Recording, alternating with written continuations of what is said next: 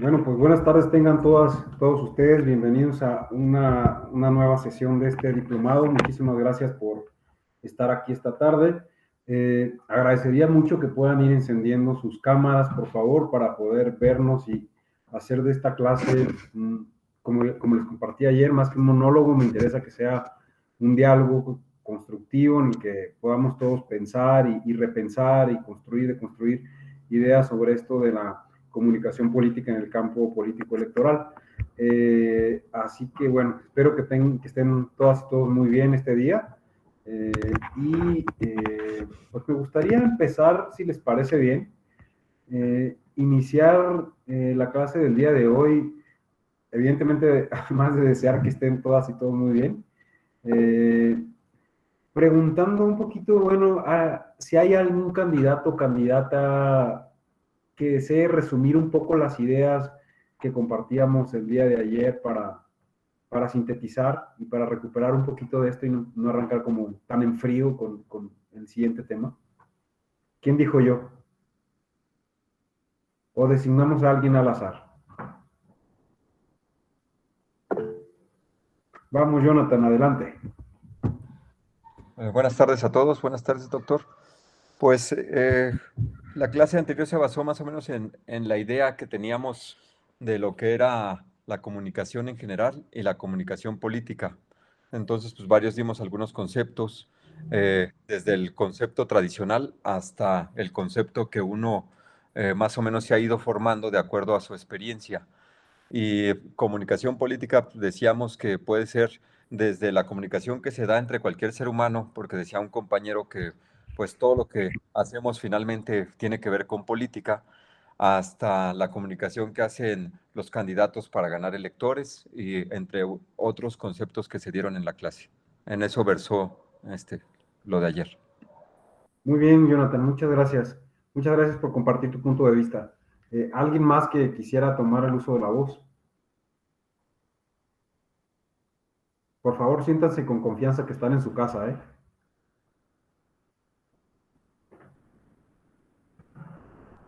Rubí, ¿estás por ahí, Rubí? Sí, buenas tardes a todos y todas. ¿Alguna, buena, ¿Alguna idea, alguna inquietud, alguna opinión, punto de vista que te gustaría compartir respecto a lo que estuvimos conversando el día de ayer? No, fue muy claro los conceptos que entre todos hicimos, el dar a través de lluvias de ideas los conceptos de comunicación, de modelo de comunicación política.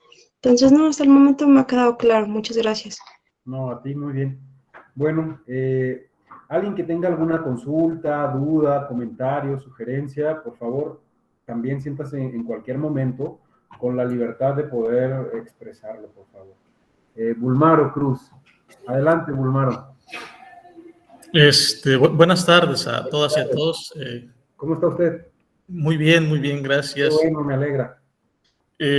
Fíjese que ayer escuché una frase de usted y yo lo he escuchado hablando de comunicación, de muchas personas, incluso yo lo he dicho, y luego no he encontrado la forma a veces de poderlo decirlo mejor, pero me refiero a una frase que usted dijo, los ciudadanos comunes y corrientes, ¿no? Y no me parece tan afortunado ese término.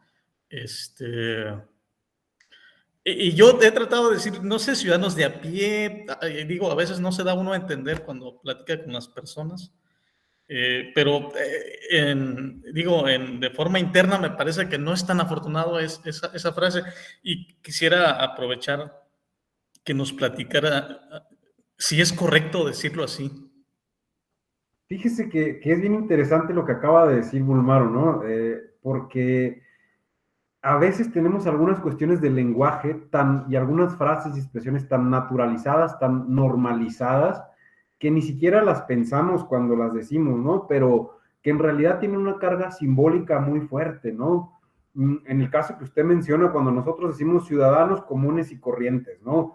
Estamos dando a entender, de algún modo, entendemos que nos referimos nos referimos al ciudadano, vamos a utilizar la palabra común, o que en el contexto que nosotros estamos conversando no pertenece o no ocupa algún cargo público o político, o no es un actor político con cierto reconocimiento, por ejemplo, mediático, o dentro del mismo sistema, ¿no? Entonces, el problema de que a veces utilicemos el lenguaje y algunos conceptos de manera acrítica, es decir, sin reflexionar por qué los estamos usando, pues sí a veces genera o reproduce más bien determinadas ideas acerca de cuál es el rol de los ciudadanos, ¿no? Y si hago un análisis rapidísimo, un análisis discursivo me refiero, de cuando nosotros usamos el término de ciudadanos comunes y corrientes, el término común y el término corriente hacen referencia como a una cuestión ordinaria, del montón, que no destaca. Entonces, en consecuencia, y en términos sociales, sería lo que tiene menos valor, ¿no? Porque entonces muchos conceptos los construimos en contraposición o en oposición, porque un ciudadano excepcional, en este caso del que nosotros estamos conversando, sería pues aquel actor político, ¿no? Entonces, ya en el lenguaje le estamos dando otro lugar simbólico a quienes ocupan estos cargos de representación popular y al resto de la ciudadanía, digamos nosotros, todos o nosotres, si quieren usar este término, pues nos daríamos un lugar como de menor valor o relevancia social. Y en realidad sí importa el modo en que nombramos las cosas, porque yo defiendo mucho esta idea de que no podemos pensar lo que no podemos nombrar, y el modo en que utilizamos el lenguaje es una forma de ejercicio del poder también, pero lo damos muy por sentado, ¿no? O sea, estamos tan acostumbrados al lenguaje, si algo tenemos todos en común, los que estamos aquí, las que estamos aquí, es que utilizamos el lenguaje para interactuar entre nosotros y para comunicarnos, ¿no? Y el lenguaje, ¿cómo se denominan las cosas? ¿Quién las etiqueta? ¿Qué significados se les otorgan? ¿Quién puede hacer uso de la voz? ¿En qué momento? ¿Y en qué medios? ¿Y en qué plataformas? ¿Y para referirse a qué temas? Son expresiones en una sociedad, son expresiones del uso y ejercicio del poder y del abuso a veces, por supuesto, ¿no? Entonces yo creo que esta reflexión que usted hace es súper interesante, porque cuando hablamos de temas de importancia pública, sí tendríamos que ser más cuidadosos y recibo también la autocrítica, ¿no? Porque a veces en esta cotidianidad se nos van algunos términos que cuando no nos paramos y decimos, ah, caray, esto que estoy diciendo, la manera en que lo estoy diciendo en realidad está reproduciendo un estereotipo y un juicio de valor sobre determinadas situaciones, personas, actores, ¿no? Y sí me parece que cuando utilizamos el concepto de comunes y corrientes, nos quitamos, digamos, un cierto valor. Simplemente somos ciudadanos y ciudadanas, ¿no? O sea, no es necesario que le pongamos este adjetivo de común y corriente. O sea, al final de cuentas, y si nos empezamos a ver desde el lugar que decíamos ayer de actores políticos también cuando participamos en procesos sociales o como integrantes de una sociedad, quizá empecemos a transformar lo que significa ese concepto, ¿no? Hace poco yo conversaba con una persona y escribí un pequeño texto al respecto sobre justamente el uso del lenguaje y por qué nombrar las cosas de otro modo sí importa, ¿no? Ya saben que en muchos ámbitos, sobre todo en las instituciones de la sociedad civil, está como en los últimos años se ha acostumbrado a utilizar a utilizar la E como una forma de lenguaje inclusivo, ¿no? No es la única, pero es una de las más utilizadas en algunas organizaciones, inclusive en sus documentos y estructuras.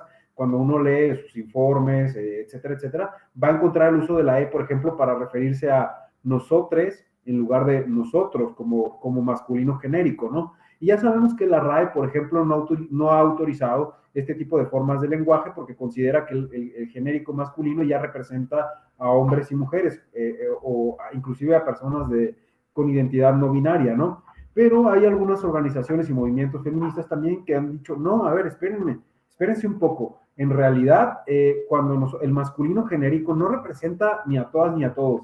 Y si hay alguna persona que no se siente incluida dentro de ese concepto, que no se siente identificada, entonces, aunque la RAE diga que no es correcto, no tenemos por qué asumirlo como una verdad absoluta y podemos cuestionar esos conceptos que se han utilizado históricamente, ¿no?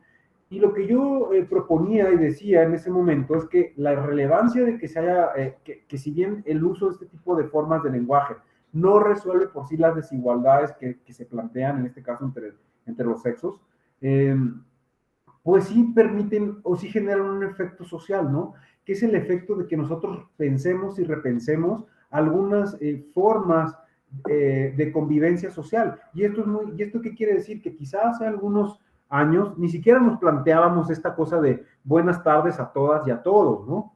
Es buenas tardes a todos y no importaba si había 20 mujeres y 2 hombres nomás, decíamos todos. Entonces, ¿por qué utilizábamos el lenguaje de esa forma? O sea, ¿qué símbolo le dábamos al final de cuentas? Si la mayoría son mujeres, ¿por qué no decíamos buenas tardes a todas, no? O sea, porque sí tenemos una estructura social, una historia que nos ha marcado en cuanto al significado que le damos al lenguaje.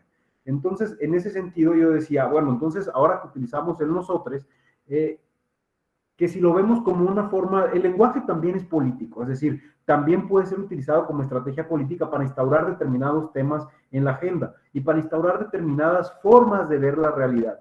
Y en este caso, por ejemplo, que les estoy poniendo del ejemplo del nosotros, yo creo que ha tenido el efecto de que por lo menos grupos que antes estaban invisibilizados socialmente, que no se veían, que no aparecían en el debate público, que no aparecían en la agenda pública, ahora por lo menos sabemos que están ahí, que tienen una visibilidad, que forman parte de nuestra sociedad y que en consecuencia también tienen el derecho del uso de la voz y tienen el derecho de sentirse identificados con los conceptos que utilizamos para referirnos a nosotros mismos o para modificar el lenguaje con el que nos interactuamos y nos comunicamos como sociedad. Porque imagínense ustedes, ¿de qué va a servir un lenguaje que en realidad no nos represente a todas, a todos, a todes, ¿no? Como quieran ustedes llamarlo. Entonces, utilizando este ejemplo y el que tú nos mencionabas, Guzmán, yo creo que es súper importante, sí, repensar todo el tiempo y cuestionar y decir, ah, caray, este concepto que estamos utilizando, ¿por qué lo estamos utilizando? Y en realidad, ¿qué significa? ¿Y cuáles son las cargas valorativas que traen detrás, ¿no?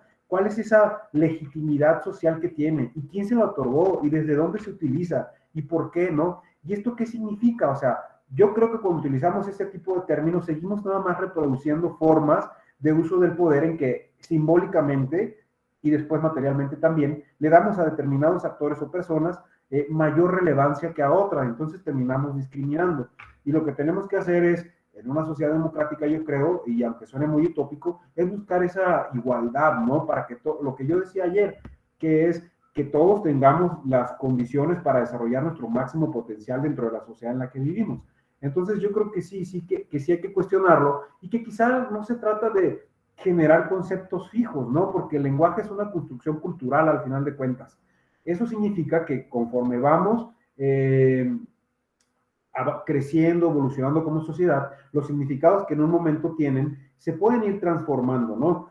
Y por ejemplo, desde un punto de vista discursivo, que es mi campo de análisis, hay una definición de discurso muy interesante que tiene un estudioso canadiense que se llama Mark Angenot, y él dice, ¿qué es el discurso? El discurso es el significado social, o sea, lo que nosotros significamos en nuestra sociedad y que en un momento histórico específico puede ser dicho y puede ser pensado. ¿Esto qué implica? Que nuestras formas de significación social sobre lo que nos referimos, por ejemplo, ahora que hablamos de comunicación política electoral, lo que en este momento significa, probablemente en 20 años va a tener otro tipo de debate, o en 10 años, o en 5 años, y no vamos a estar hablando de lo mismo, o sea, el discurso social sobre eso va a cambiar. Y lo mismo ocurre cuando hablamos de ciudadanía, o sea, no son conceptos fijos, más bien son conceptos, hay que pensar a los conceptos sociales como conceptos dinámicos que van evolucionando junto con las dinámicas sociales y políticas en las que estamos inmersos, ¿no? Y entonces, por supuesto que siempre hay que ir pensando y proponiendo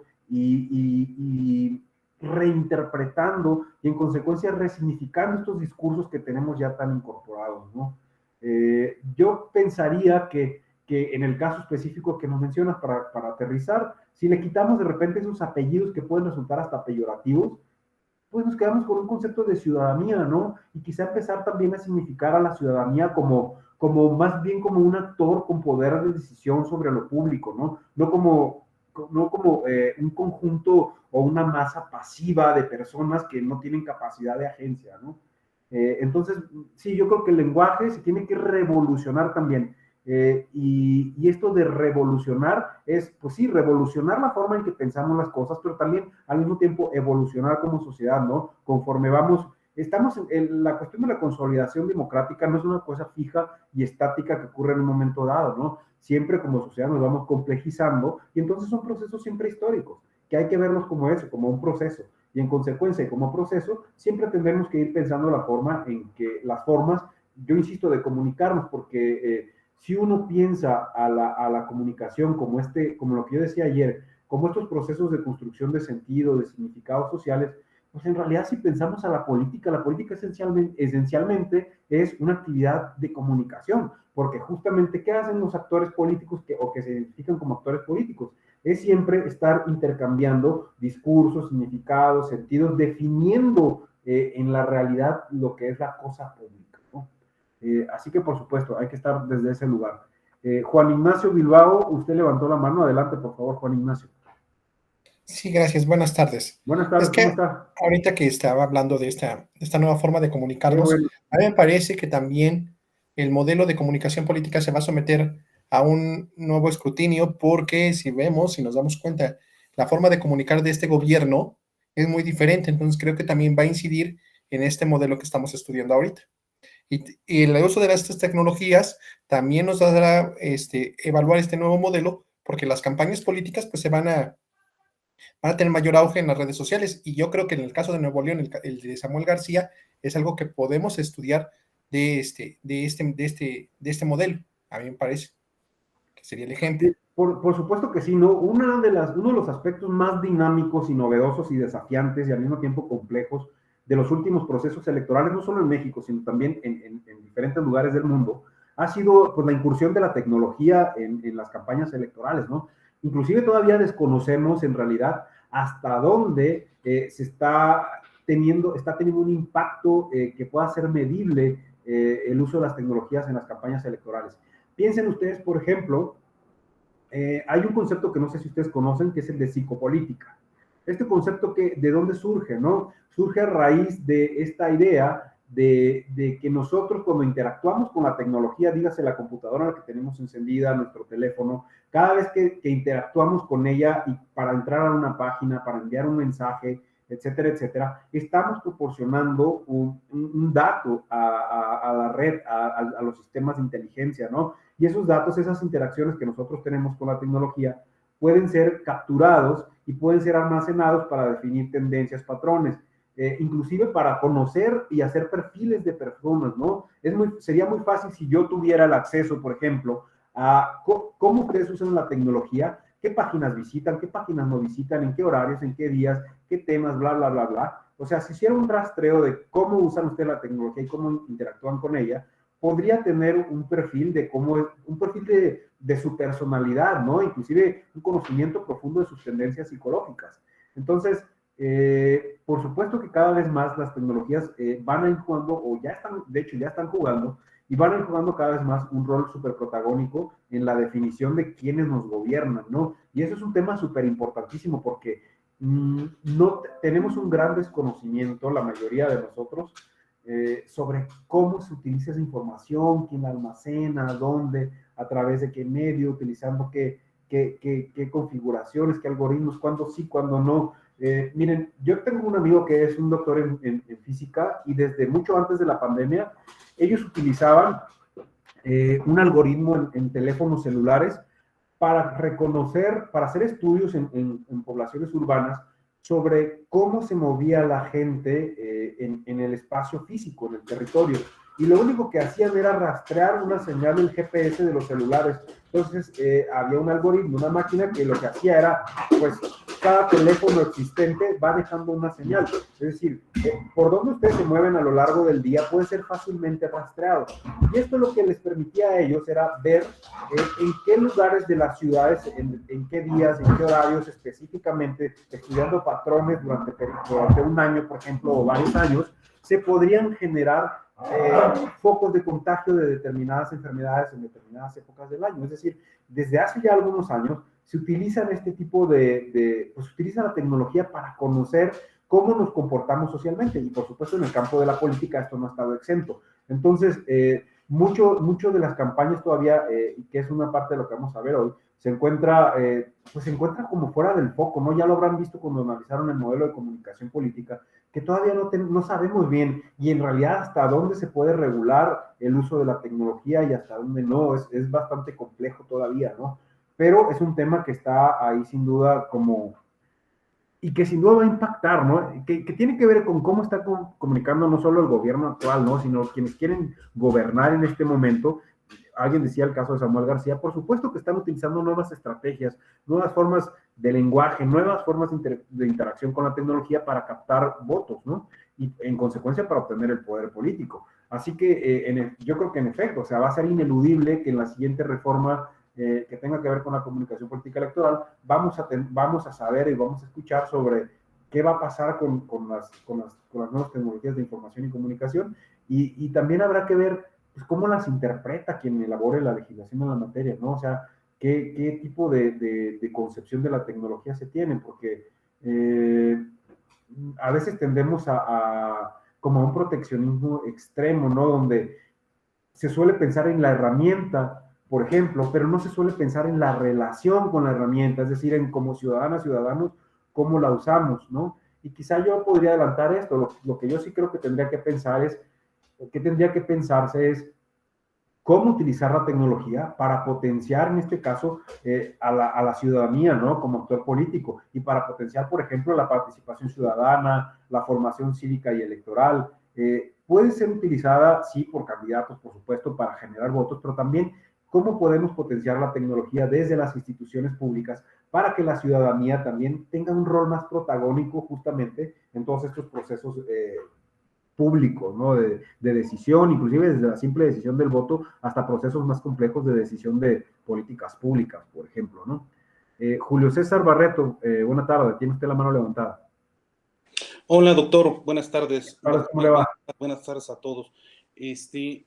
Me llama mucho la atención el cómo nos centramos en este punto, y me gustaría retomar lo que en una clase nos dijo Paolo Comanducci, referente a la formalidad, y que el debate no se va a centrar sobre la situación fáctica.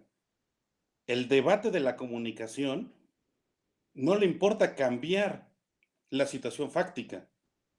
Lo que va a cambiar es la situación formal. Y en eso hemos centrado el debate, en cómo le decimos, en cómo le vamos a decir, pero no en cómo vamos a cambiar el trato. Recientemente, y con esto concluyo, hubo un video donde una compañera dijo, yo no soy compañero ni compañera, soy compañere. Y ese fue el debate, el cómo se le debe pronunciar, pero no el cómo se le debe tratar.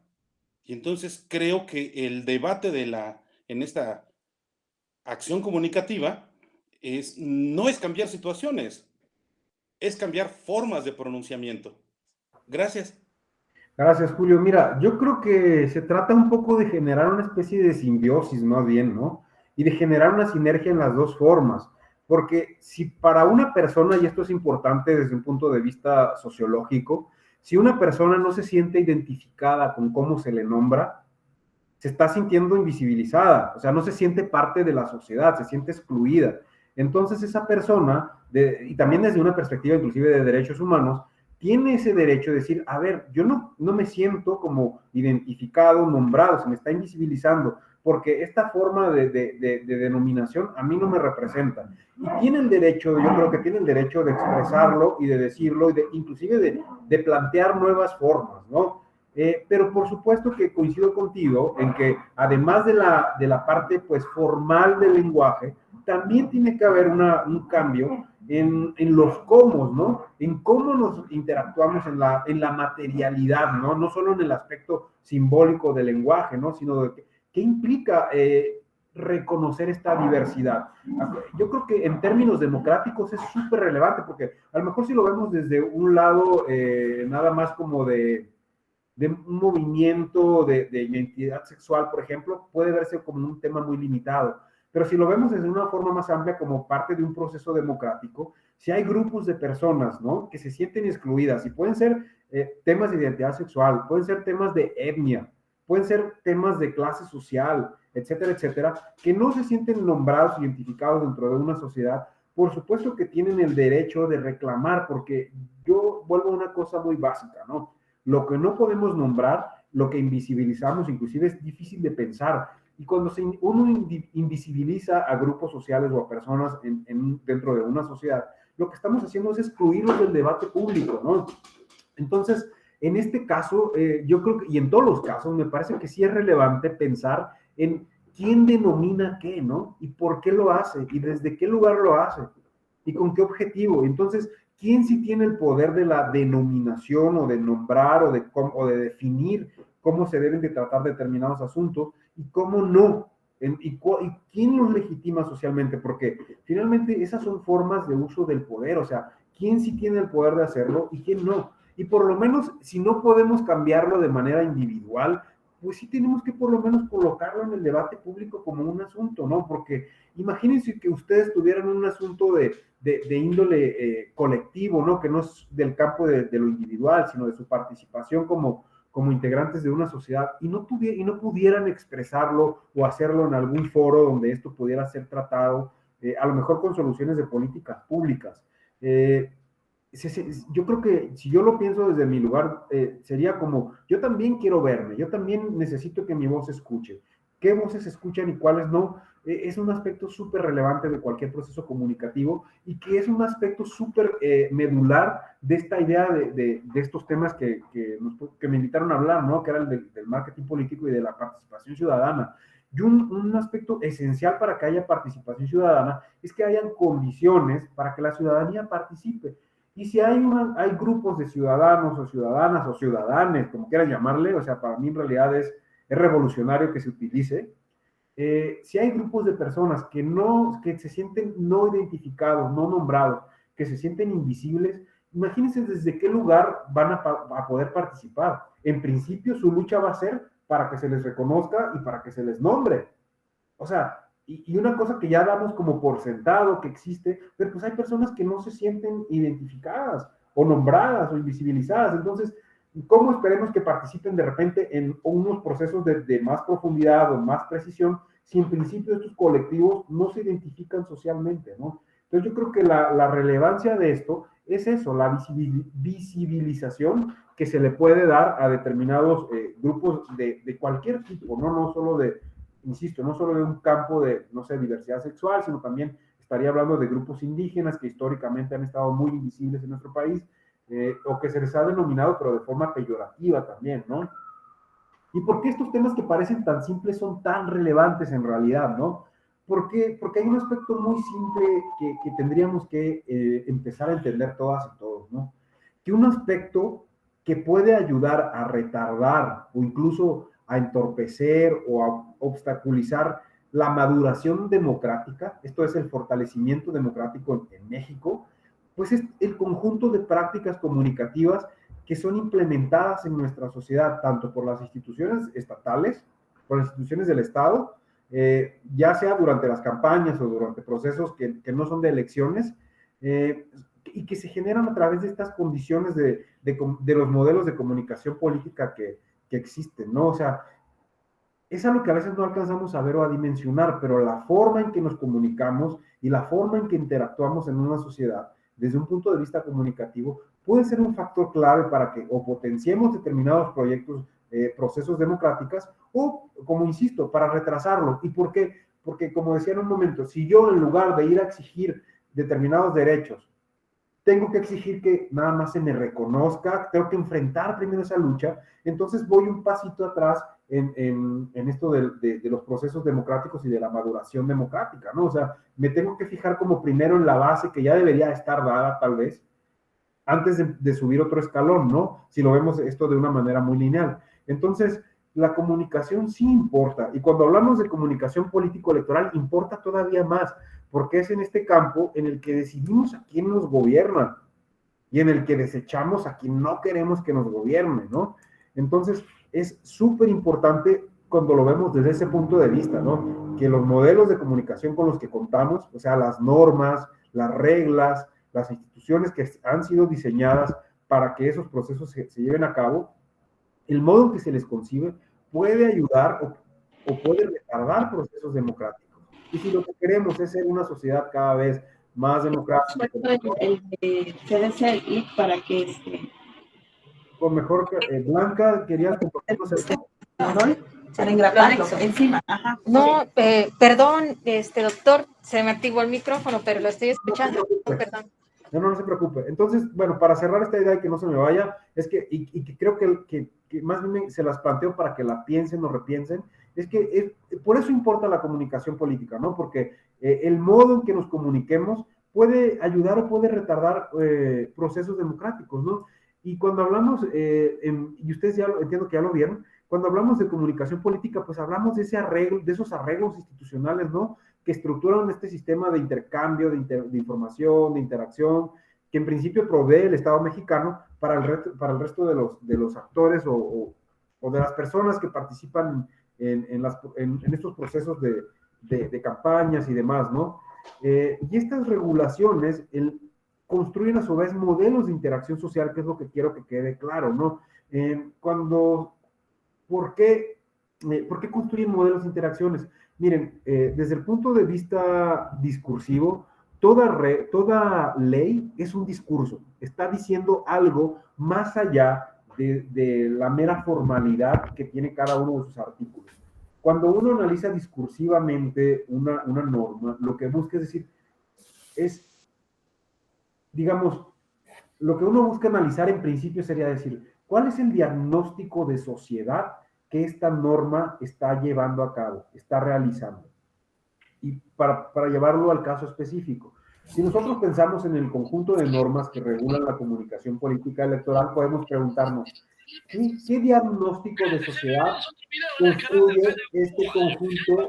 Historias muy navideñas, el extraño mundo de Jack y también Juan Ignacio, se nos encendió su micrófono. El día de hoy te contamos una película que me piden mucho porque es perfecta para estas fechas, El Grinch. Así que Juan Ignacio, ya. Vamos a comenzar. Se le activó su micrófono. Yo digo que no, en mi casa comemos pozole, yo digo que todos somos iguales. Hola, Juan. Ay, bueno, ya veo que ya.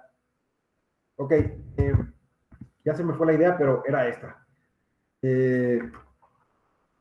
Decía que cuando uno analiza discursivamente una norma, una ley, por ejemplo, por supuesto puede ser analizada desde un punto de vista jurídico, pero al final de cuentas es un discurso también, es una forma de concepción de nuestra sociedad que el legislador aprobó.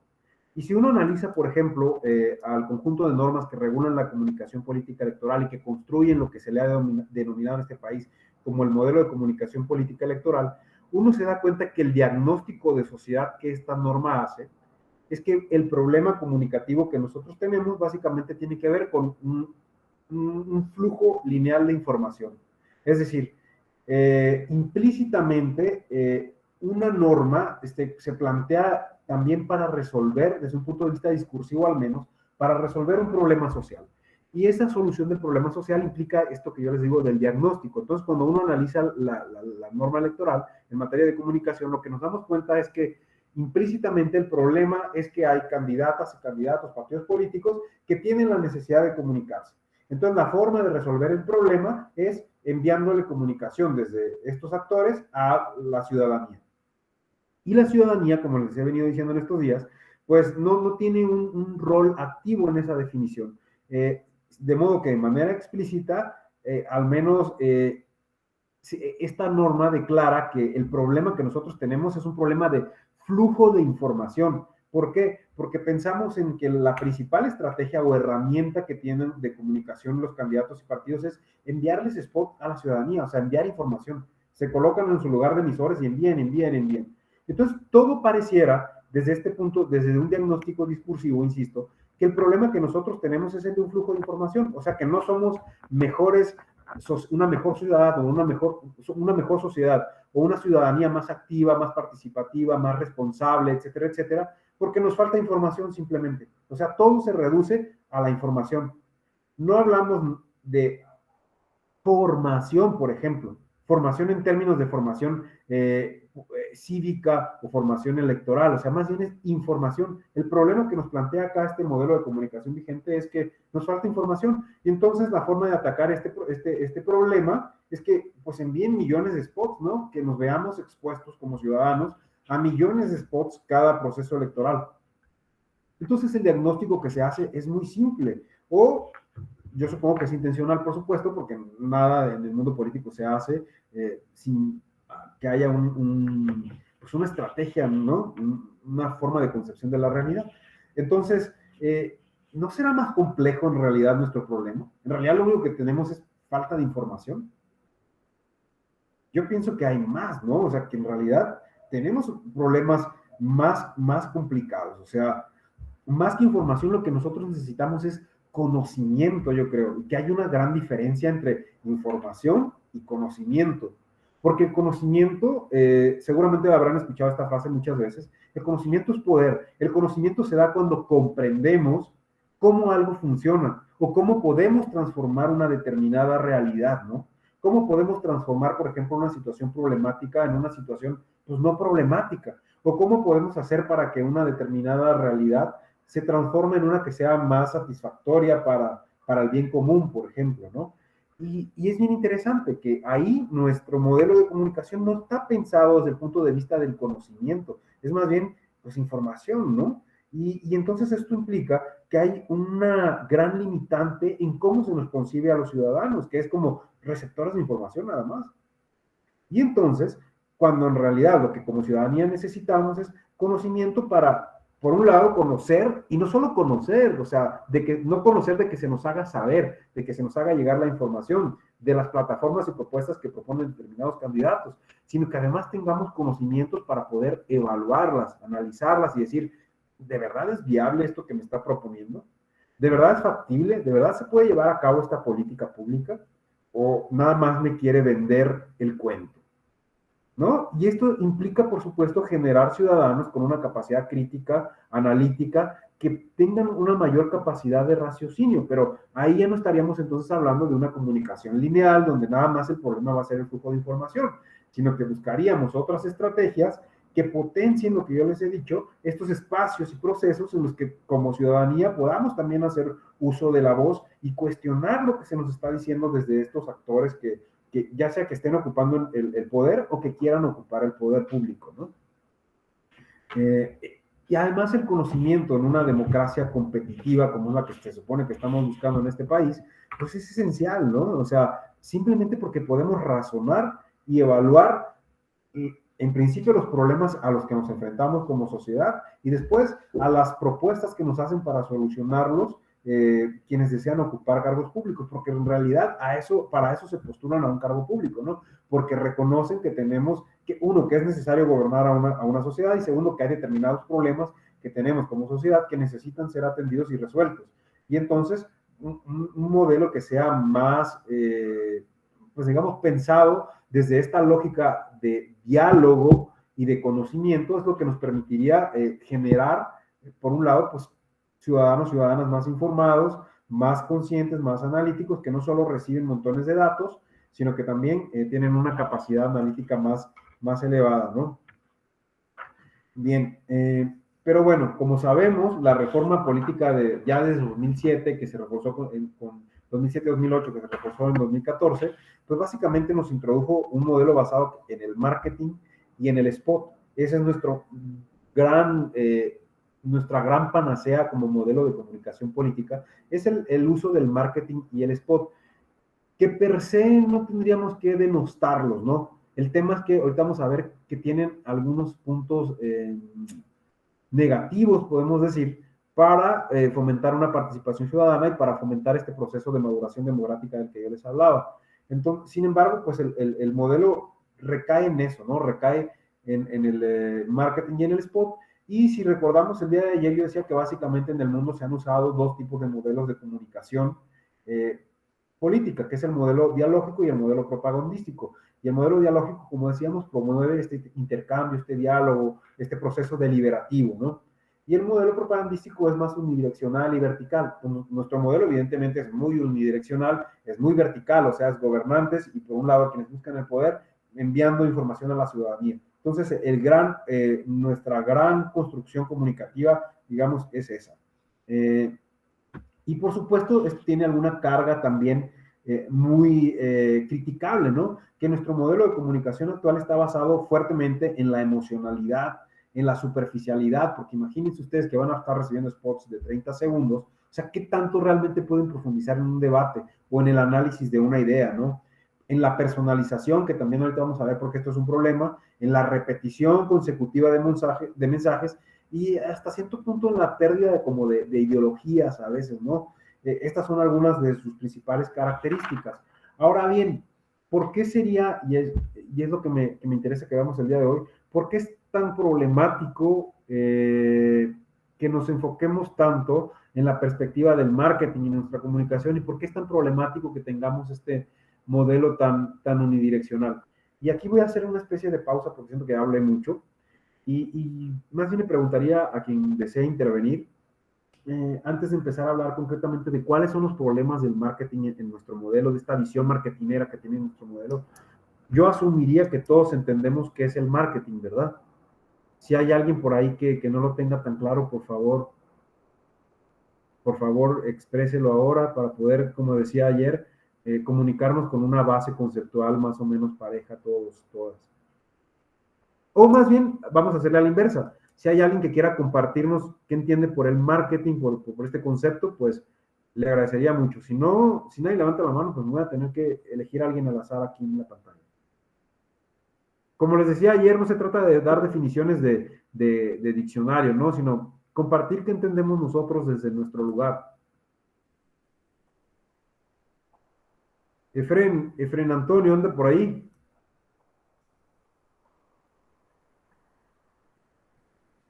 ¿Cómo le va? Buena tarde. ¿Se oye, perdón? Sí, claro. ¿Qué tal? Buenas tardes. ¿Cómo le va? Buena tarde. Bien. El marketing como Efren, nos harían... Ajá. político, como esa particularidad de adoptar principios de la publicidad convencional hacia, digamos, el ejemplo de decir, en la publicidad se trata de vender un producto o un servicio y traducido, entiendo yo, hacia lo político, lo que se busca es, digamos, vender la propuesta o vender al candidato. Yo la entendería en ese sentido.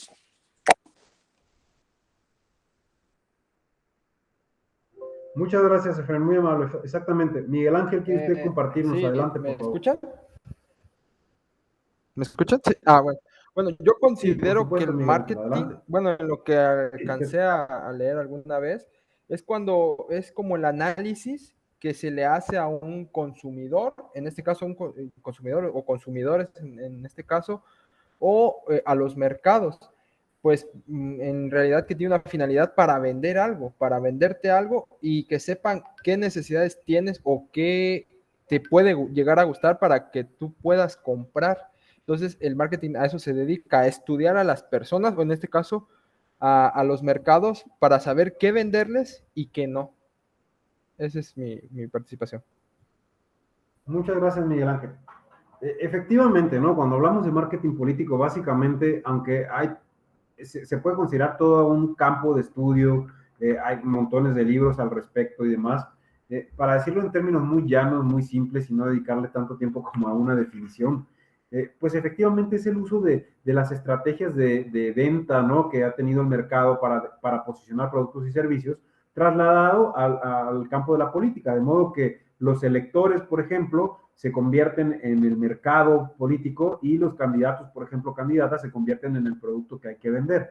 Entonces, el marketing, como bien saben, trabaja con estrategias de análisis de mercado y esto implica conocer muy bien al mercado, justamente estudiar al mercado, estudiar cuáles son sus deseos, sus anhelos, sus características, dónde consume, qué consume, cómo lo consume, cómo le gustaría consumir, etcétera, etcétera, para armar perfiles de consumo y ofrecer a veces o diseñar, digamos, algunas características, sobre todo de imagen de los productos ad hoc. Entonces, en el caso de la política, lo que se hace, pues a veces se diseñan las características de un candidato de conformidad con el público al que está, o el público o el mercado al que está dirigido, ¿no? Y ahora con el uso de redes sociales es súper clarísimo. O sea, hay determinados candidatos que se construyen un perfil con base en lo que quieren los electores, ¿no? Quizá quieren a un candidato que sea preocupado por el medio ambiente, pero que sea no tan formal, etcétera, etcétera. Entonces se hacen esos estudios, esos análisis, esos perfiles, y se construye un candidato o se le atribuyen, digamos, características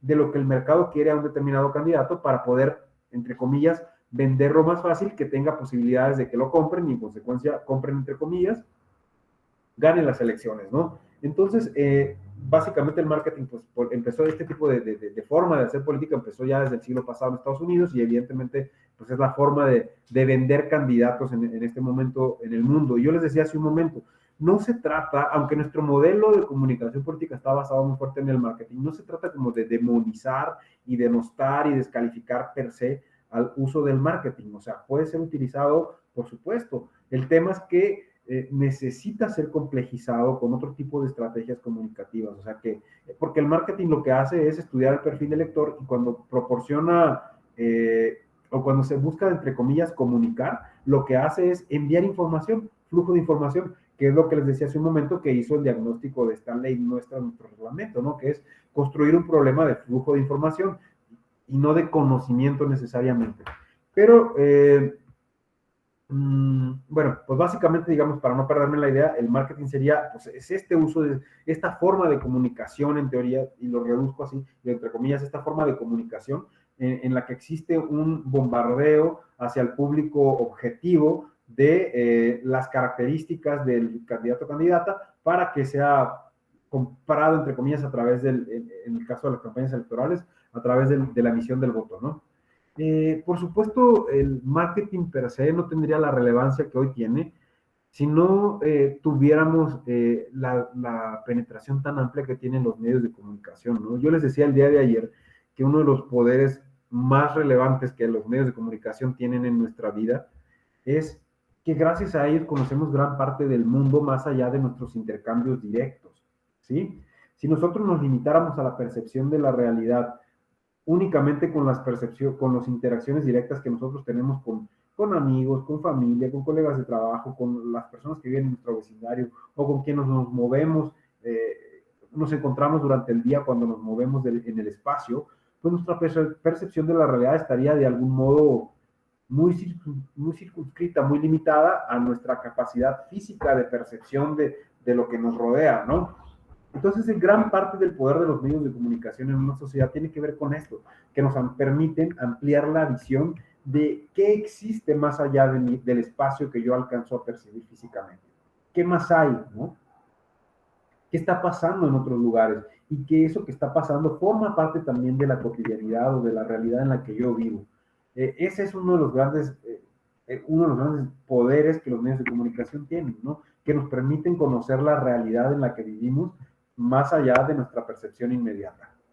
Y, por supuesto, es tan relevante y tan importante este poder de los medios de comunicación que por algo ocupan ese lugar central como actores políticos también, ¿no? O sea, por algo forman parte relevante dentro del sistema de comunicación, dentro de cualquier modelo de comunicación política, ¿no? Que es fundamental porque es a través de ellos que estas interacciones simbólicas ocurren y que estos espacios de diálogo y de deliberación se dan, ¿no? Porque pues ya no estamos en la antigua polis donde todo se debatía de manera directa, pues los medios generan esta arena, ¿no? Bien, por supuesto el marketing tiene gran respaldo, resguardo como base el uso de los medios de comunicación masiva. Y cuando digo medios de comunicación masiva, por supuesto me estoy refiriendo a los convencionales que ya conocemos, pero también a las nuevas tecnologías de información y a estas redes sociodigitales con las que todos interactuamos y en las que todos interactuamos también hoy en nuestra vida cotidiana. Y bien, gracias a este poder que tienen los medios de hacernos conocer la realidad, digamos que en el campo de la comunicación el marketing juega este papel de relevancia por su capacidad de influencia sobre la misma comunicación, ¿no? en el sentido de que permite, al difundir ideas en los medios de comunicación, contribuir a la generación de la opinión pública o de lo que algunos autores denominan la agenda pública, ¿no? ¿Qué es la agenda pública? Bueno, pues es la agenda de aquellos temas, asuntos, problemas que se pueden debatir tanto en periodos de campañas electorales como también durante periodos de, pues, no campañas, por llamarla de algún modo, o durante periodos de regularidad gubernamental. Ahora, hemos estado hablando de que este modelo genera algunos problemas porque está muy basado en el marketing, ¿no? ¿Y cuáles son algunos de estos problemas y por qué tendríamos entonces que repensar ese modelo? Uno de los principales o más importantes es que como el marketing lo que hace es vender productos, cuando hay procesos o campañas electorales, lo que hace es vendernos personas, ¿sí? Nos vende a un candidato, a una candidata, y a veces nos vende no tanto sus ideas, sus propuestas, en qué se basan sus ideas y demás, sino que nos vende sus características, es decir, si es carismático o carismática, si sonríe de determinada manera, si se viste de tal o cual, cuáles son sus supuestos valores, ¿no?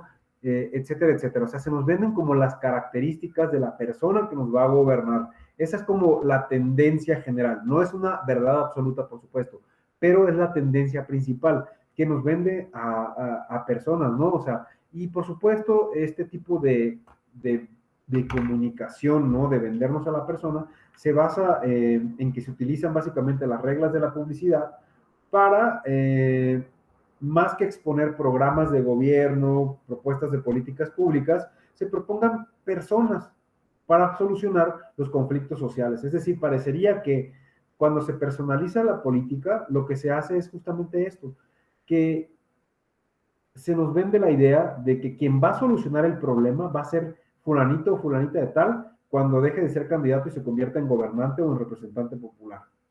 Y entonces, quien va a resolver el problema es la persona y no tanto las ideas o las propuestas que se pueden construir para resolver esos problemas, ¿no? Y entonces generamos una especie de gobernantes que son casi mesiánicos, ¿no? O sea, casi son narrativas que se construyen con base en esta narrativa ya muy interiorizada en nuestras sociedades, que tienen que ver con el Mesías Salvador, ¿no? Con alguien que viene a salvarnos de los problemas. Parecía que es la persona la que tiene el poder de salvarnos. O sea, es ella personalizada o él personalizado quien va a resolver como héroe, como heroína, los problemas que como sociedad nos aquejan. ¿Y qué pasa en esta construcción discursiva que nos hace el marketing, de que son personas las que resuelven problemas? Pues que la ciudadanía básicamente se ve como un ente pasivo, ¿no? Una masa pasiva que no tendría la misma capacidad de agencia que tiene esa persona que se nos está vendiendo como solución a los problemas sociales que tenemos, ¿no? Y ese es uno de los grandes problemas de la personalización, ¿no? Que promueve personas y no tanto ideas. Y si no promovemos ideas, pues es más difícil que generemos debate, diálogo, que haya deliberación en torno a cuáles son las mejores formas o estrategias de enfrentar un problema determinado con una política pública, ¿no? Así se termina reduciendo a veces todos estos procesos políticos a una especie de competencia o enfrentamiento entre personas y no necesariamente entre estructuras sociales o grupos de poder. Es decir, pareciera que cuando el marketing lo que hace es personalizar y vendernos estos productos, lo voy a decir así como que los problemas que tenemos son como las diferencias que hay entre los candidatos y cómo no se ponen de acuerdo, lo que dice uno, lo que dice el otro, y no tanto cuáles son las estructuras sociales que defienden cada uno de esos candidatos, porque al final cada partido político y los candidatos que proponen tienen intereses y representan opciones del uso de poder. No solamente una persona o personalidad que se va a colocar en un cargo público, o sea, representan opciones de cómo se va a utilizar el poder y qué intereses van a representar o no. Entonces, ese es uno de los grandes, en principio, problemas que genera el marketing político, ¿no? Que genera esa personalización y, por un lado, disminuye el debate de ideas y en segundo lugar, que como nos vende estos héroes o mesías, que hay salvadores o salvadoras de toda la sociedad, implícitamente el resto de la sociedad parecía que está indefensa, que no tiene capacidad de actuar, o sea, que no se le da un lugar pues con poder, ¿no? Sobre la toma de decisiones. Y entonces, esto visto desde un modelo de comunicación dialógica, lo que hace es neutralizar la idea, el simbolismo que tenemos de la ciudadanía como actor con capacidad de agencia. ¿Sí? Pareciera que es muy simple, pero cuando nosotros vamos instalando ideas en una sociedad, pues se van legitimando formas, creencias y formas de acción, o sea, discursos de cómo se simboliza o se concibe algo, ¿no? Uno de los problemas, digamos, de la personalización son estos, ¿no? Que por un lado se nos venden personas y no se promueve el debate de ideas, y en consecuencia, al personalizar y generar héroes o heroínas que son los gobernantes, pues el resto de la sociedad se le dibuja, se le construye discursivamente como indefensa, básicamente. Efren, levantó usted la mano. Adelante, por favor. Sí, gracias, maestro. Yo tengo una opinión tal vez un poco diferente a esta expresión respecto de que el marketing, digamos, suprime o retiene o separa el debate de las ideas. Puede ser así. Puede ser así porque finalmente el marketing se traduce en una serie de herramientas precisamente para hacer llegar el mensaje. Y si bien lo que estamos nosotros a través del marketing político vendiendo es a un candidato, yo creo que más que eso lo que se está vendiendo es el mensaje, la propuesta y digamos, la plataforma. Creo que la diferencia entre un buen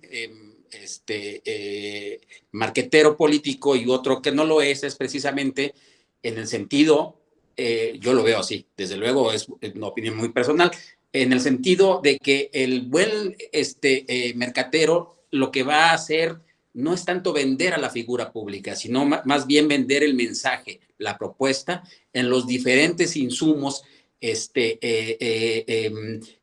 los que se puede transmitir el mensaje. Spots de radio, de televisión, la barda, el promocional, el pendón, en fin. Creo que finalmente el mensaje debe de sobresalir sobre la postura de la imagen propia del político que se está vendiendo y no necesariamente la figura. Y si bien el marketing no permite ese intercambio de ideas, yo creo que nuestra legislación prevé precisamente esa deficiencia o esa falta, obligando a que haya por lo menos debates, dos de ellos en las campañas políticas. Creo que una cosa, la legislación compensa precisamente esa parte que usted señala sobre la debilidad de que no permite el intercambio de las ideas. Y creo que con sus deficiencias, con sus posturas no muy éticas, muchas veces del estratega o del que ejerce el marketing político, creo que finalmente el mensaje sobresale más que la figura de un candidato, ¿no? Ese es mi particular punto de vista. Muchísimas gracias, Efren. Mire, estoy de acuerdo con usted en este sentido de que un buen marketinero se va a encargar de que todo sea, ahora sí que integral, ¿no? De que se reconozca la figura y la idea. El tema que yo creo que, y de aquí viene la crítica que inclusive no es ni siquiera tan, que la asumo, pero que no es solamente una impresión personal, sino que está basada, digamos, en los estudios en este campo, es que en el uso que estamos haciendo en México del marketing político, está limitado, estas ideas se limitan de manera muy, muy estrecha a la personalidad del candidato, es decir, como si la personalidad del candidato es lo que va a permitir que la idea se pueda concretar. Entonces, quizá no me expresé bien, pero desde ahí es donde viene la deficiencia, ¿no? Que pareciera que son las características, cualidades que llega a tener el candidato las que van a hacer que una idea se ejecute, cuando en realidad el problema es mucho más complejo, ¿no? O sea, ¿dónde queda digamos que esa generación de conocimiento sobre las ideas que se proponen, ¿no? Yo insisto con esta idea. Yo considero y coincido con usted en que el marketing y las estrategias de marketing per se no hay que considerarlas como negativas o a satanizarlas y negarlas, etcétera, etcétera. Creo que pueden ser una herramienta muy útil, ¿no? El problema desde el que estamos hablando es que como principal herramienta o como principal foco de comunicación que tiene nuestro modelo de comunicación política actual es limitado, ¿no? Y de lo que se trata acá es entonces de construir condiciones que permitan mejorar estas posibilidades de comunicación en el sistema político electoral. Entonces yo creo que desde ahí sí tenemos que hacer esta crítica, ¿no? Que no se tiene que limitar al marketing, que sí, que por supuesto que puede estar incluido el marketing político, pero también entonces falta analizar y estudiar qué otras estrategias pueden generar esos procesos de diálogo, no solo entre los actores que están involucrados en el proceso político, como son los candidatos, por ejemplo, con los debates y demás, sino que también la ciudadanía pueda tener un rol activo como actores que tienen derecho al uso de la voz durante las campañas electorales, y eso no se da lamentablemente única con el uso exclusivo del marketing, que es la cualidad que ahorita tenemos en este modelo, ¿no? Entonces, yo estoy súper de acuerdo con que no hay que satanizar al marketing per se, pero la realidad es que nuestro modelo de comunicación está basado en el marketing y lo que tenemos que hacer en estas instancias es observar, evaluar, analizar y proponer inclusive qué otras opciones tendríamos para pues para reforzar, ¿no? Lo que ya tenemos, que serían estas estrategias marketineras. ¿Qué más hay, no? ¿Qué otras posibilidades tenemos? Así que desde ese lugar, Efrem, pues comparto con usted en cuanto que hay que, sí, utilizar bien el marketing, inclusive se puede utilizar para la formación cívica, para la formación electoral específicamente, ¿no? Pero lamentablemente nos quedamos ahora sí que cortos, ¿no? Porque ahí es donde todo el potencial de nuestro modelo de comunicación termina en el marketing, cuando debería ser nada más un principio o un componente de todas las posibilidades de comunicación que existen. Ese debería ser solamente uno, ¿no? Bien, Noemí, por favor, adelante. Gracias. Gracias. Buenas tardes a todas y todos. Muy interesante, doctor, lo que hablaba en relación a cómo es que a veces reforzamos estereotipos y demás en la comunicación sin pensarlo. Pero más allá de este tipo de consideraciones que debemos de tomar en cuenta, a mí me gustaría preguntar, en este momento, durante las campañas de los procesos electorales que están ahorita en marcha, 2021-2022, ¿qué es lo que debe de hacer un marketinero? Tomando en cuenta lo siguiente. Uno, si tienes un candidato que esté bien posicionado desde el punto de vista de su trayectoria, y dos, cuando tienes un candidato que no está bien posicionado, que tiene grandes negativos que hay que tomar en cuenta, que serían dos tipos de campañas. Y voy a lo siguiente, mencionaban hace un momento el caudillismo, ¿no? Que se da, es la persona a la que te vas a solucionar todo. Entonces, eso tiene mucho que ver con el capital político de la candidatura, ya sea toda su trayectoria, la trayectoria de su familia, si otros, su papá, su abuelo, han tenido cierta desempeño que es valorado por la ciudadanía. Sin embargo, por otro lado, ya en la época, pues, no sé, los 70s, era muy clara la ideología, que era la que se promovía, pero que tuvimos como consecuencia un desencanto.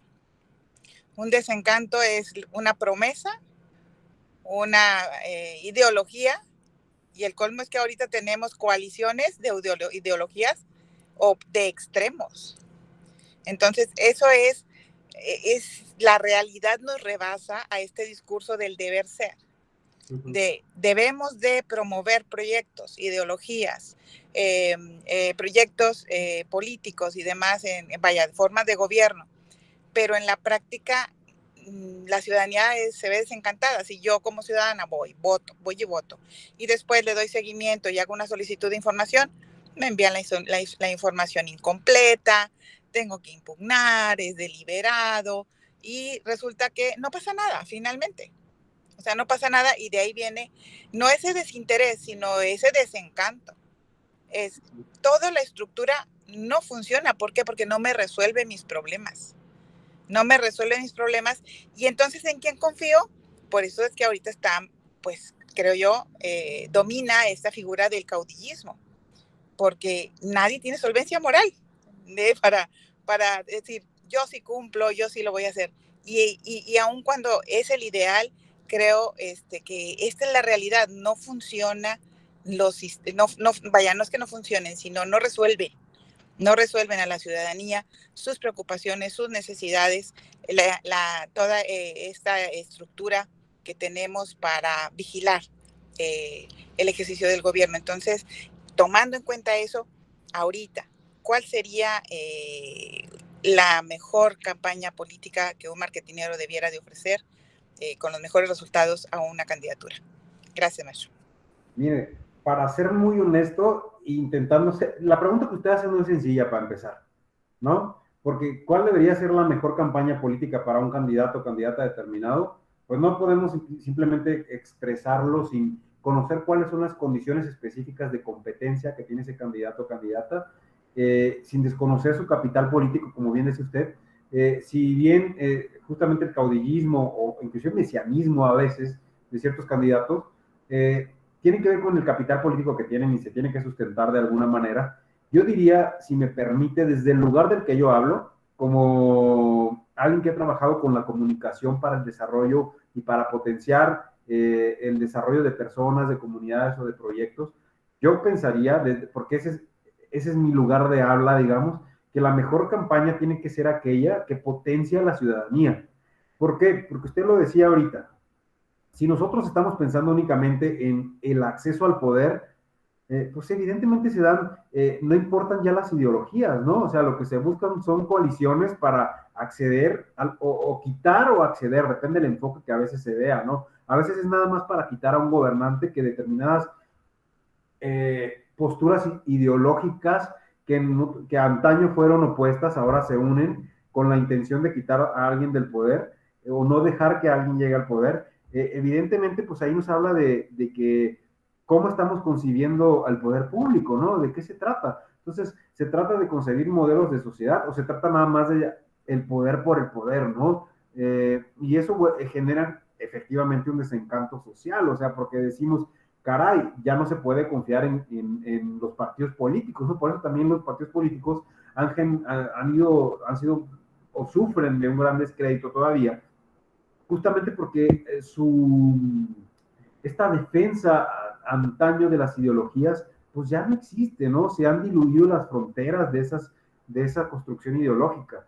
Y también es cierto que la percepción y la construcción y la forma en que esas ideologías eran aceptadas están cambiando, ¿no? Hay que ver ahorita, por ejemplo, qué piensan las nuevas generaciones sobre las ideologías, cómo las miran, si consiguen inclusive identificar a los partidos políticos como de una ideología o de otra, porque van juntos por una candidatura, por ejemplo, ¿no? Pero si usted me pregunta, yo diría que para mí desde mi lugar de formación y desde mi lugar de ejercicio profesional, que he trabajado desde la comunicación para el desarrollo, para mí la mejor campaña es la que potencia y promueve el desarrollo de la ciudadanía. Pero claro, esto también a veces es muy utópico, porque muchas veces lo que un candidato quiere es ganar las elecciones. O sea, así de simple y de sencillo, ¿no? O sea, que las herramientas que están disponibles y que los recursos que se van a utilizar sean para que sea él o ella el ganador o ganadora, o para que obtenga por lo menos la mayor cantidad de votos posibles y ya sabe que no puede ganar, ¿no? Sin embargo, cuando tenemos esta visión que es muy de mercado en realidad, ¿no? Donde se logra el beneficio del que está compitiendo en pro de decir, putz, ¿qué pasa con la ciudadanía, no? O sea, ¿desde dónde se está abordando la campaña? ¿Desde qué lugar? ¿Desde que simplemente quiero ganar el poder por el poder o de que quiero construir una ciudad, o quiero transformar esta sociedad? Quiero poner una semilla que permita, por ejemplo, potenciar la participación ciudadana. Entonces, desde ese lugar yo le diría así, a grosso modo, pues hay que buscar una estrategia para mí, Luis, que potencie, por ejemplo, la participación ciudadana, porque si no vamos a seguir reproduciendo estos modelos caudillistas o estos modelos legislativos, por ejemplo, que en la forma tienen buenas intenciones, pero que luego en la práctica no son bien ejecutados, ¿no? Como el ejemplo que usted daba del acceso a la información pública. O sea, qué bonito que contamos con leyes y demás normas que nos permiten conocer información pública, pero luego cómo estas en la práctica se utilizan y son de verdad efectivas, ¿no? Yo creo que una estrategia es aquella que potencia la participación ciudadana en todos los niveles, en todos los ámbitos, y para eso es necesario formar a la ciudadanía. Entonces, el tema es que, pues si nada más el candidato o candidata está interesado en ganar a cualquier costo, pues va a utilizar el marketing o cualquier otra herramienta de comunicación política, pues para ganar esa elección. Sin embargo, si se trata de una postura de un candidato o candidata que es más ideológica justamente y que lo que busca es una transformación social, pues seguramente su campaña va a tener que estar enfocada en ver cómo puede, con las herramientas y los recursos que tiene, propiciar un cambio, ¿no? Un cambio en esa transformación que desea. Entonces, yo creo que en los tiempos en los que estamos corriendo ahora, donde algunas transformaciones son, bueno, en realidad siempre en la historia de la humanidad determinadas transformaciones son necesarias, ¿no? Pero una campaña que no sea tan vacía de contenido en estos términos, ¿no? De transformar de verdad, de utilizar esos recursos de los que se dispone, no solo para promover la imagen o la propuesta, sino propiciar la forma en la que nos concebimos como sociedad, sería una campaña, pues, o una estrategia de comunicación, no solo marketinera, que sería súper deseable, ¿no? Muchas gracias, Noemí. Y tengo con la mano levantada también a Olegario. Olegario, adelante, por favor. Gracias, doctor. Buenas tardes, buenas noches a todos. ¿Cómo le va? Bien, doctor, gracias. Pues haciendo ahora sí una remembranza de lo que nos ha comentado estos días, considero que la comunicación política para mí se integra considero que se integra por tres personajes o tres actores políticos principales, que son los políticos, los medios de comunicación o periodistas y la ciudadanía, la opinión pública de la ciudadanía a través de sondeos de opinión. Creo que estos tres elementos hacen que la política fluya y se retroalimente, de tal manera que ante un problema social, ante una necesidad social, creo que el sondeo de opinión ayuda a decirnos en qué lugar se encuentra la mayor necesidad, ¿no?, de la gente. Y en el caso de la comunicación política electoral, en concreto el marketing, también suceden aquí surgen estos mismos elementos: el candidato, la opinión pública y la ciudadanía, a través de los cuales el candidato se va a retroalimentar de la opinión pública de los electores. Hay un ejemplo muy claro en esta campaña que acaba de pasar, notaba un amigo que efectivamente para poder él posicionarse necesitaba de un sondeo de opinión, así que contrató una encuestadora y le dijo en dónde estaban los problemas más comunes y en qué localidades se concentraban, de tal forma que su carro estaba lleno de sillas de ruedas, de bastones, que cuando iba a dar su discurso a determinado lugar ya llevaba la solución, ya llevaba la silla de ruedas porque sabía quiénes estaban en la silla de ruedas, ya llevaba el bastón porque sabía que había personas que necesitaban del bastón. Bueno, en conclusión yo considero que estos tres elementos siempre van a permanecer en la comunicación política electoral, en la que el candidato o el político se tiene que retroalimentar de la opinión pública o de la ciudadanía. Es todo, maestro, gracias. Muchas gracias, Olegario. Muy amable. Si alguien más tiene alguna intervención que hacer, por favor, siéntase con la libertad de hacerlo, ¿va? Mire, efectivamente, como decíamos ayer, desde un punto de vista del estudio de la comunicación política, históricamente han existido estos grandes modelos y el modelo considera, digamos, a estos tres actores fundamentales, ¿no?, que son los candidatos, los partidos, las instituciones políticas, el conjunto de medios de comunicación y la ciudadanía, que se expresa a través de diversas formas, ¿no? Puede ser a través de la llamada opinión pública, que puede ser medida o recolectada a través de encuestas o sondeos, etcétera, etcétera. Ahora, de lo que es importante señalar acá, y desde donde he estado hablando y que me gustaría reiterar para intentar ser lo más claro posible, es que esta idea o esta crítica que a veces le hacemos al marketing viene justamente de la construcción que se hizo de nuestro modelo de comunicación política actual, ¿no? Donde el sistema de leyes y normas que tenemos en nuestro país, lo que hizo es colocar al marketing como la principal estrategia o forma de comunicación entre los actores políticos, los medios de comunicación y la ciudadanía. Sin embargo, el tema es que quienes detentan el gran poder aquí son los actores políticos, quienes básicamente definieron un problema de flujo de información que se da a través de los medios a la ciudadanía, pero esto no está generando necesariamente, y esto es facilísimo de ver, no está generando procesos más democráticos en el sentido de que haya más deliberación sobre los temas públicos, inclusive durante las campañas electorales, ¿no? O sea, quienes llevan todo el poder de la agenda, y se entiende porque son quienes tienen los recursos, pues son los candidatos y los partidos. Y en ese proceso, y la crítica que hacemos es que el modelo de marketing que tenemos no permite a la ciudadanía participar en esos procesos de deliberación pública. Y es lo que se tendría que considerar, digamos, en una sociedad como la que ya tenemos, donde tenemos herramientas y tecnologías disponibles para hacer que la ciudadanía pues participe más, ¿no? Ya sea a través de mayor acceso a la información pública, mayor capacidad de difusión de información, mayor creación de foros de discusión en los que la opinión de la ciudadanía sí se escuche, ¿no? Porque estos procesos de retroalimentación no se da, y también con un enfoque, como les decía ayer, que coloque en el centro de la comunicación a la persona, y no tanto el contenido o el mensaje o al candidato, ¿no?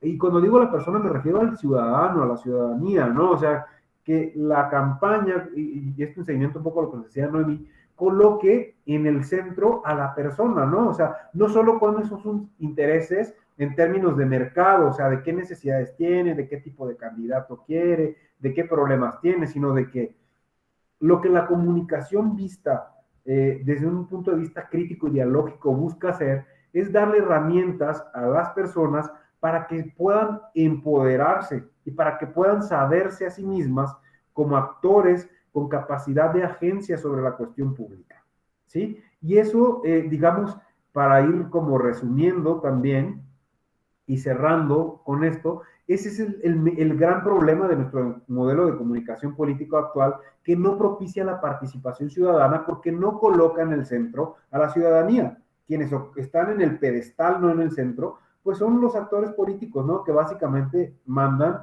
información a los ciudadanos, quienes son entes pasivos, básicamente, que recibirían o rechazarían la información que reciben, pero no se colocan en estos procesos de comunicación a la ciudadanía como un actor principal, ¿no? Entonces, esa digamos que es la crítica. El problema no es el marketing per se o las estrategias per se.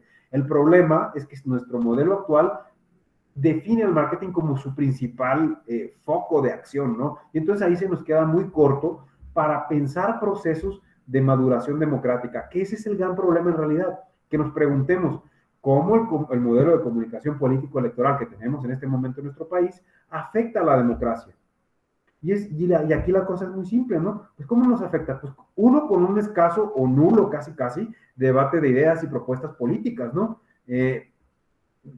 Aunque se da, ya nos decía muy bien Efraín ahorita, existen los debates, 2, 3, pero no es suficiente, o sea, en un periodo de varios meses, el debate debería ser más constante, más permanente, y también debería de haber otras formas. Estos debates televisados, por ejemplo, sí está muy bien que existan, no es que hay que quitarlos, sino que hay que pensar también qué otras formas tendríamos o qué otras herramientas para propiciar que la ciudadanía participe, ¿no? Entonces, ahí es donde está como la falencia del modelo, que en realidad le falta que sea reforzado con otro tipo de estrategias comunicativas y comunicacionales para que la ciudadanía se coloque también como actor en estos procesos, y que entonces esta cuestión de la maduración democrática de la que hablábamos hace un momento, pues continúe ese proceso efectivo de maduración, ¿no? Que no sea un proceso tan lento. Lo que debería de hacer la comunicación es propiciar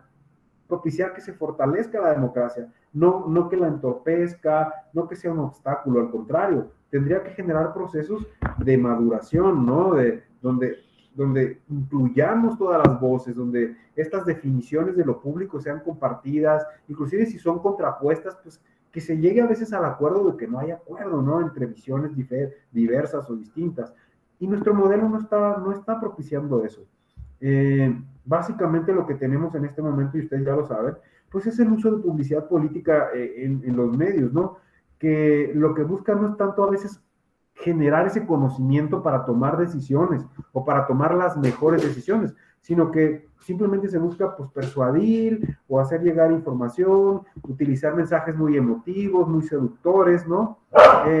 Para apoyar la idea, alguna idea central que trae un candidato o la figura, pero no tanto para propiciar la deliberación pública, que es lo que nos interesaría que hiciera la comunicación política, ¿no? Que propicie la deliberación pública, inclusive que propicie que se defina de verdad qué es relevante de atender en una sociedad y cómo se debería de, ¿no? Y el tema es que ya contamos con herramientas y formas para hacerlo. Entonces, creo que es ahí donde está el gran reto de lo que viene para una futura reforma en materia política electoral. Es ¿qué vamos a hacer con este modelo? ¿No? O sea, no sé, ya no nos podemos quedar con esta idea de flujo y transmisión de información. Hay que transformarla y hay que repensarla de otro lugar. Entonces, yo creo que este foro y muchos otros foros, pues tienen ese objetivo, ¿no? De que pensemos y repensemos desde dónde y cómo nos estamos comunicando, y lo otro, ¿por qué es importante la comunicación? ¿Por qué de verdad es importante, no? Y es importante, insisto, con esta idea, porque es lo que nos permite cohesionarnos como ciudadanos, interactuar como sociedad, ¿no? Noemí, usted levantó la mano otra vez. Gracias, maestro. Precisamente sobre lo que plantea el modelo actual de comunicación política, se le llama que es un modelo que ha generado una espotización, ¿no? O sea, esta fragmentación, ¿cómo decirlo? Que no permite generar una forma de comunicación diversa. O sea, es muy acotada, es muy limitada por el formato. Y el formato está orientado, pues, básicamente a lo que en 2007 se incorporó, ¿verdad? Que era, primero, pues, tratar de que no hubiera estos costos diversos para los diferentes candidatos y candidatas en cuanto al acceso a radio y televisión. Entonces, son tiempos del Estado, pero además el monitoreo es impresionante, ¿verdad? ¿Cómo es que el Instituto Nacional Electoral hace su monitoreo? Tienen huella digital, una marca digital cada uno de los spots y en cada una de las radiodifusoras o permisionarios, etcétera. Es impresionante, y cómo lo cumplen al pie de la letra y hay sanciones y demás. Pero lo que usted menciona es claro, ok, está muy bien, se mantiene la equidad, todo el mundo cumple, pero ¿para qué? O sea, ¿y de qué sirvió esto? Entonces, ante esa reflexión y tomando en cuenta que, bueno, no soy experta, pero lo que yo he leído y es sobre este tema es que uno de los problemas es que son spots de 30 segundos, o sea, que son muy pequeños. ¿Cuál sería su propuesta, maestro? Gracias. Gracias a usted, Noemí. Se cerró su micrófono, maestro. Ya, perdón. Sí, gracias, Noemí. Efren, veo que también tiene usted la mano levantada. No sé si la dejó levantada de su intervención anterior o quisiera participar de nuevo. Quisiera participar con otra opinión, si me lo permiten. Por supuesto. Bien. Yo creo que yo coincido con usted en que el marketing debe de propiciar la participación de la ciudadanía, pero más que el marketing, lo que debe de propiciar la participación de la ciudadanía es el modelo de comunicación política o la comunicación política por sí misma. Porque comunicación política no es solo marketing político. Marketing político es solamente una vía, un conducto, un camino para hacer comunicación política. Entonces, a mí me parece que la participación de la ciudadanía debe darse o potenciarse a partir de los esquemas de comunicación política que nosotros implementemos, no necesariamente a través del marketing político. Ahora, yo creo que el marketing político adopta mucho de las técnicas del marketing comercial eminentemente. Y yo creo que el marketing comercial siempre va mucho más adelante que el marketing político. ¿A qué me refiero con esto? Hoy vemos cómo ya muchas marcas famosas, nacionales, internacionales, más que nada internacionales, escuchan a sus consumidores.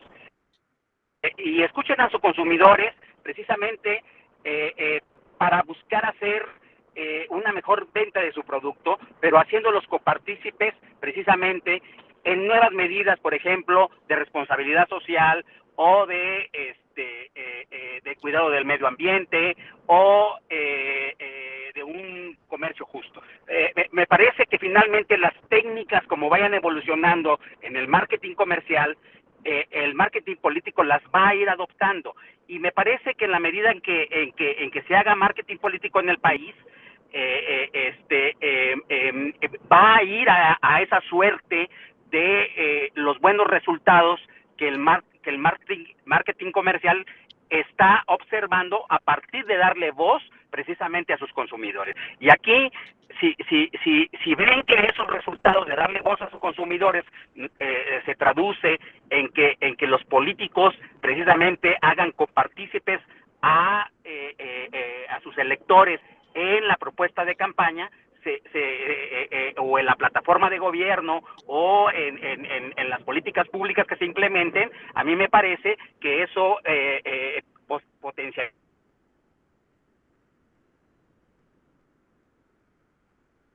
sería la participación ciudadana. Yo creo que no se requiere para que el marketing político tenga esa característica de potenciar la participación ciudadana. Yo creo que el mismo mercado lo va a ir empujando precisamente a que se dé eso. Porque lo que yo decía, para mí el mejor marketing político es el que vende mejor el producto, y para mí el producto no es el candidato o el político por sí mismo, sino el mensaje, la propuesta, la plataforma de gobierno. Entonces, creo que finalmente vamos a ir siguiendo adoptando esas técnicas avanzadas del marketing comercial para precisamente aplicarlas en el ejercicio político. Ese sería mi comentario. Muchísimas gracias, Efren, muy amable. Mire, en efecto, el marketing comercial, por sus propias características, ¿no? Lo que busca es la ganancia, evidentemente.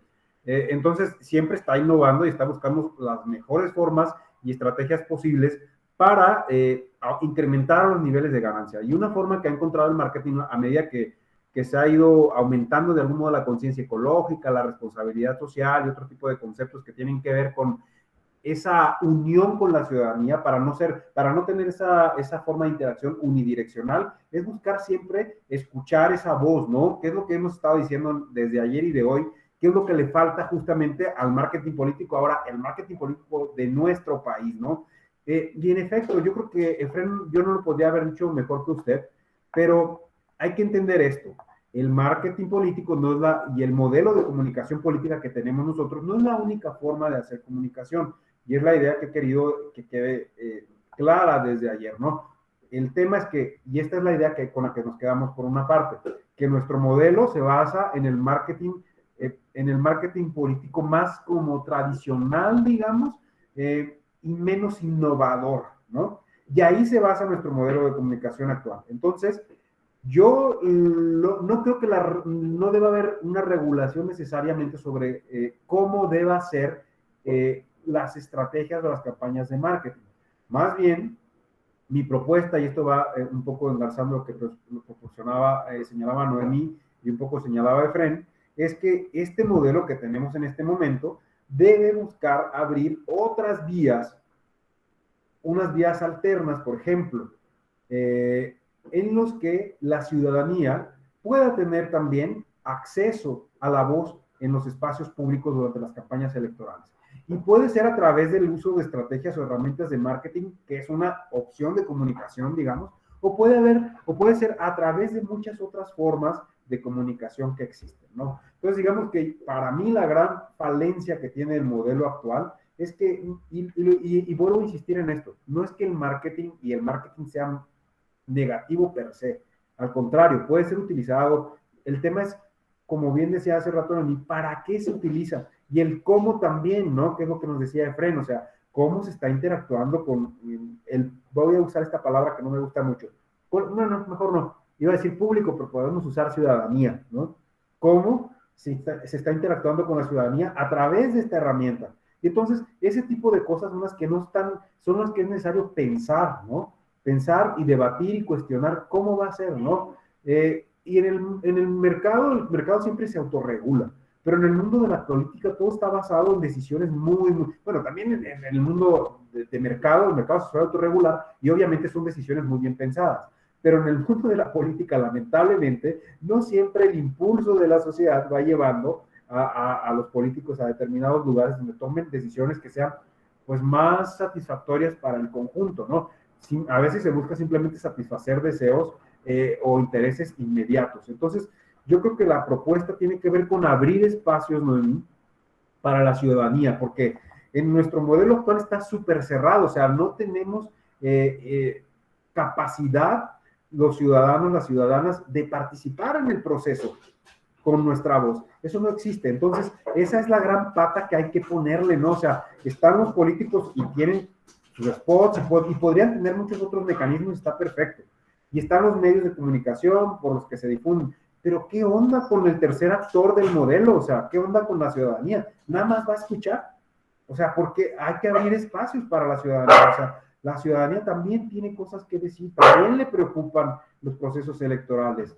Y la forma que yo creo que se genera más participación ciudadana, pues es involucrándonos y abriendo espacios. Entonces, de modo general, yo diría que, y con esto ya voy cerrando mi intervención aquí, es que sí, que hay que ojalá estas evolución que en el mercado ha tenido el marketing, como de abrir y escuchar a la ciudadanía, lo hiciera el marketing político mexicano. Eso por un lado. Y por otro lado, que el modelo se abra a otras opciones, ¿no? Que no sean exclusivamente de marketing, que sean justamente en procesos donde la ciudadanía también pueda participar, y eso es lo que va a propiciar pues, que exista este diálogo necesario para el fortalecimiento de nuestra democracia, ¿no? Que esa es la gran falencia que tenemos, o sea, que si queremos fortalecer nuestro sistema democrático, pues propiciemos esa deliberación que hace falta, ¿no? Para que justamente personas como ustedes, como yo, como cualquiera de los que estamos aquí participando, podamos también tener acceso y uso de la voz sobre temas de uso de interés político que a todos nos importan, porque vivimos en estos procesos, porque formamos parte de esos procesos, nos guste o no, y porque inclusive simplemente ir a emitir un voto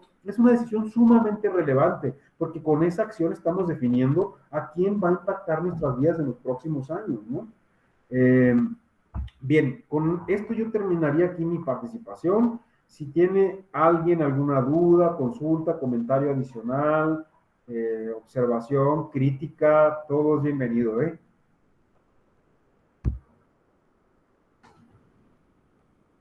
Bueno, si no hubiera ninguna, pues yo nada más, no me resta más que agradecerles. Yo les dije ayer que a mí no me interesaba tanto como venir a traer respuestas o verdades absolutas, ¿no? Creo que el conocimiento se construye de manera colectiva. Creo que tanto quien en algún momento tiene como esta ventaja de poder como la que yo tengo de estar hablando frente a ustedes, pues también aprendo porque repienso algunas ideas y cosas que estoy compartiendo y digo, caray, esto que estaba yo pensando a lo mejor con base en lo que escuché ya tendría que volver a replantearme esa idea que ya traigo que construir con base a lo mejor en evidencia o en un análisis, etcétera, etcétera. Pero creo que el conocimiento se construye. Yo finalizaría diciendo que no perdamos esto de vista, ¿no? Que desde un punto de vista de la comunicación que sea crítico, donde no haya simplemente transmisión de información, lo que los procesos de comunicación tienen que hacer es empoderar a la ciudadanía, reconocerles ese valor que tienen como actores relevantes para la transformación de su realidad. Y es hacia allá donde creo que deben de apuntar todos los procesos de comunicación, específicamente aquellos que surgen desde el ámbito público, ¿no? Si ya en el mercado las empresas lo están haciendo, con más razón en el ámbito de lo público, donde se rige la cosa se rige, digamos, para el interés y el bien común, con mayor razón existe esa obligación de las instituciones públicas de propiciar esos procesos comunicativos donde de verdad se busque no solo el poder por el poder, sino el poder para todos, ¿no? Para eso estamos viviendo en este sistema político que es el que mejor funciona hasta este momento, que es la democracia, y lo interesante es que siempre sigamos buscando formas de reforzarlo, de fortalecerlo, de innovarlo, y que todo esto pueda ser cuestionado para poder transformarlo, ¿no? Porque si no lo podemos pensar, pues es muy difícil poder transformarlo. Bien, pues yo me quedaría hasta aquí, agradecería mucho de verdad su atención y su participación, muchísimas gracias. Entiendo que todavía les quedan algunas sesiones, cualquier cosa estoy a sus órdenes en el correo, se los pongo acá en el chat por si alguien tiene algún comentario, duda, crítica, observación, por favor, siéntase con la confianza de hacerlo. Aclaro que todo lo que yo expresé pues no representa más que mi propia opinión, por supuesto no es ninguna opinión institucional ni mucho menos, así que pues cualquier cuestión estoy a sus órdenes. Tengan todos bonita tarde, bonita noche, cuídense mucho, sigan bien, hasta pronto, hasta la próxima. Gracias. Muchas gracias. Muchas gracias. Hasta luego. Claro, doctor. Gracias. Gracias.